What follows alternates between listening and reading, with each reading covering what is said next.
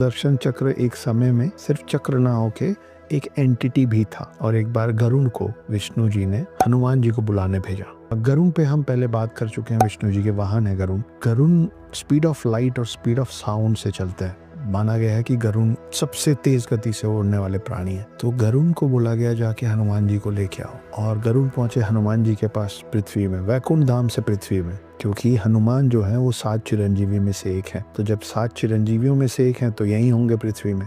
जब गरुण यहाँ पहुंचे तो उन्होंने देखा कि हनुमान काफी बूढ़े हो चुके हैं, क्योंकि द्वापर युग भी खत्म हो रहा था। कृष्ण के रूप में विष्णु आके जा चुके थे और हनुमान राम के वक्त से थे। तो गरुण देव आए और गरुण ने बोला कि हे हनुमान, आपको विष्णु जी ने याद किया है, चलिए। हनुमान जी उस समय राम का जाप कर रहे थे। हनुमान जी ने बोला आप चलिए, मैं आता हूँ। तो गरुण को लगा कि वृद्ध हैं, बूढ़े हो गए हैं, मैं इनको लेके चलूंगा तो जल्दी पहुंच जाएंगे। तो उन्होंने हनुमान जी को बोला कि आप बहुत बुजुर्ग हैं, आप थक जाएंगे, चलिए मैं ही आपको ले चलता हूँ। हनुमान जी थोड़ा सा मुस्कुराए और बोले कि कोई बात नहीं, आप पहुंचिए, मैं आ जाऊंगा। हनुमान जी को दिखा कि गरुण को इस बात का अहंकार हो गया है अपनी गति पे, अपनी स्पीड पे। वहां से गरुण लौट गए, क्योंकि गरुण को तो सिर्फ ये बोला गया था कि जाके सूचना दे दो कि मैंने याद किया है। तो विष्णु जी की सूचना वो दे चुके थे, उनका काम खत्म हो गया। गरुण अपनी पूरी क्षमता, पूरी स्पीड से उड़ के जब वापस वैकुंठ धाम पहुंचे विष्णु जी के पास, तो उन्होंने देखा कि हनुमान ऑलरेडी बैठे हुए हैं विष्णु जी के सामने। ये देख के गरुण बहुत चौंक गए और गरुण के दिमाग में एक बात आई